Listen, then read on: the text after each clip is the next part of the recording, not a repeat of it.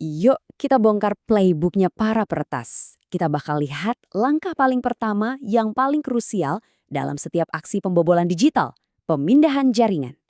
Ini tuh semacam seni sekaligus ilmu buat nemuin target sebelum serangannya dimulai. Pernah kepikiran nggak sih gimana sih pembobolan digital itu benar-benar dimulai? Ini tuh nggak kayak di film ya, yang tiba-tiba hackernya ngetik super cepat terus langsung masuk. Nggak gitu. Ada prosesnya, dan semuanya itu berawal dari pengintaian. Oke, kita bahas lebih dalam ya. Proses ini namanya network scanning atau pemindaian jaringan. Jadi ini tuh pengintaian aktif buat nemuin komputer mana aja yang nyala, port mana yang kebuka, dan layanan apa yang lagi jalan di sebuah jaringan. Coba dibayangin, ini persis kayak perampok yang lagi ngamatin target, cari tahu denah gedungnya, pintu masuknya di mana, sama waktu terbaik buat beraksi. Ternyata metodologi mereka itu rapi banget loh. Ada tahapannya. Pertama, cari rumah yang aktif. Maksudnya, komputer mana yang lagi online. Kedua, cek pintu sama jendela yang kebuka. Port mana aja yang bisa jadi jalan masuk. Terus yang ketiga, cari titik lemahnya. Kerentanan apa yang bisa dieksploitasi. Yuk kita bedah satu-satu. Oke, langkah pertama, nemuin rumah-rumah yang ada penghuninya. Nah, di dunia digital ini artinya ya nyari tahu komputer mana aja di jaringan yang lagi online dan aktif. Cara yang paling dasar itu namanya ping sweep.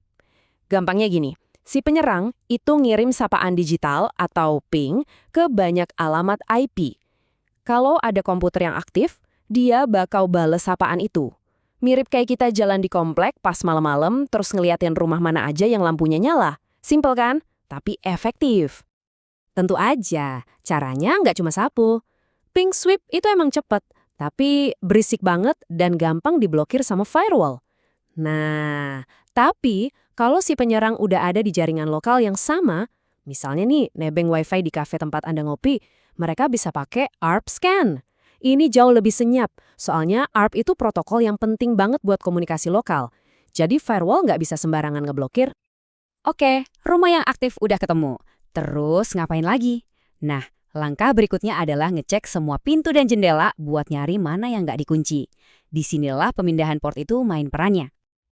Jadi, port itu apaan sih? Gini deh, bayangin aja setiap komputer itu punya 65.535 pintu digital. Masing-masing pintu punya nomor sendiri dan nyambung ke layanan tertentu. Kalau ada port yang kebuka, itu artinya ada layanan yang lagi nungguin. Dan ini bisa jadi potensi jalan masuk buat penyerang. Nah, beberapa pintu digital ini tuh umum banget. Contohnya, port 80 dan 443. Ini tuh ibarat pintu depan utama buat semua lalu lintas web. Terus ada port 22 atau SSH. Ini kayak pintu belakang yang dijaga ketat buat akses jarak jauh. Dengan tahu port mana yang kebuka, peretas jadi tahu layanan apa yang lagi jalan. Dan itu informasi yang super berharga buat mereka. Buat ngecek kunci ini, ada cara yang berisik dan ada cara yang sunyi. Pemindahan TCP Connect itu yang berisik. Ini tuh kayak mencet bel pintu terus nunggu yang punya rumah jawab. Gampang banget ketawanya. Sebaliknya, ada pemindahan SYN, stealth. Nah ini jauh lebih halus. Ibaratnya kayak cuma goyangin gagang pintu pelan-pelan buat ngecek kekunci atau enggak. Kemungkinan buat kecatat atau bikin alarm bunyi itu jauh lebih kecil. Tentu aja, para peretas ini punya peralatannya sendiri. Mereka pakai macam-macam alat buat nyamar dan ngebobol, yang semuanya dirancang biar nggak gampang ketahuan.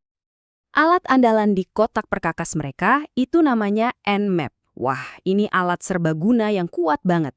Kayak pisau Swiss Army-nya buat pemindahan jaringan. Nmap ini bisa semuanya, nemuin host, mindai port, bahkan sampai nebak sistem operasi apa yang lagi jalan di target. Jadi, poin kuncinya di sini adalah biar nggak ketahuan penyerang itu butuh penyamaran. Mereka nggak bisa dong asal mindai dari komputer sendiri, itu sih gampang banget dilacaknya. Salah satu cara paling umum buat sembunyi itu lewat rantai proxy atau proxy chaining. Jadi, si penyerang ini bakal ngalirin lalu lintasnya lewat beberapa server perantara di seluruh dunia. Jadinya, si target cuma ngeliat alamat IP dari proxy paling akhir di rantai itu. Asal-usul aslinya, wah hampir mustahil buat dilacak. Ada juga taktik-taktik yang lebih canggih loh. Misalnya packet fragmentation. Ini data pemindahannya dipecah jadi potongan-potongan kecil biar bisa nyelinap lewat firewall. Ada lagi decoys atau umpan. Jadi pemindahan aslinya itu disembunyiin di tengah-tengah badai pemindahan dari alamat-alamat IP palsu. Biar apa? Ya biar susah banget buat ngenalin mana penyerang yang asli.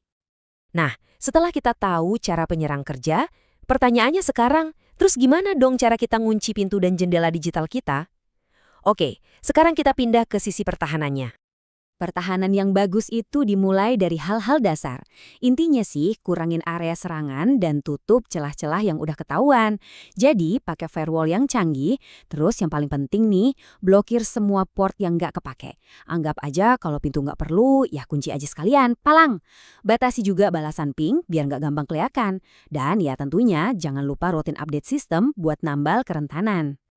Kalau mau lebih aman lagi, kita bisa lebih proaktif. Jangan ngiklan ke penyerang. Maksudnya, sembunyiin versi software yang Anda pakai. Pasang penjaga digital kayak Intrusion Detection System atau IDS buat ngamasin aktivitas yang aneh-aneh. Bahkan, Anda bisa pasang honeypot. Ini tuh sistem umpan yang sengaja dibikin menarik buat ngejebak penyerang biar kita bisa pelajari teknik mereka. Ujung-ujungnya, ini tuh kayak permainan kucing dan tikus digital yang nggak ada habisnya. Penyerang bikin teknik baru, kita sebagai pihak bertahan juga harus bikin pertahanan baru. Tapi, yang pasti, ngertiin cara serangannya itu adalah langkah pertama yang paling penting buat ngebangun pertahanan yang kuat. Dan jangan pernah lupa tujuan akhirnya apa. Seperti yang ditekankan di sini, tujuan dari pemindaian adalah untuk, pada akhirnya, menemukan target rentan yang bisa dieksploitasi. Semua pengintaian ini, semua langkah-langkah tadi cuma punya satu tujuan, nemuin celah buat masuk. Dan ini membawa kita ke sebuah pemikiran terakhir. Di dunia di mana pemindai udah ditenagai AI yang bisa belajar, beradaptasi, dan jadi makin siluman, pertanyaannya adalah, apa ada pertahanan yang benar-benar cukup? Ini pertanyaan yang bakal terus kita hadapi seiring teknologi berkembang. Terima kasih sudah menyimak bahasan kali ini.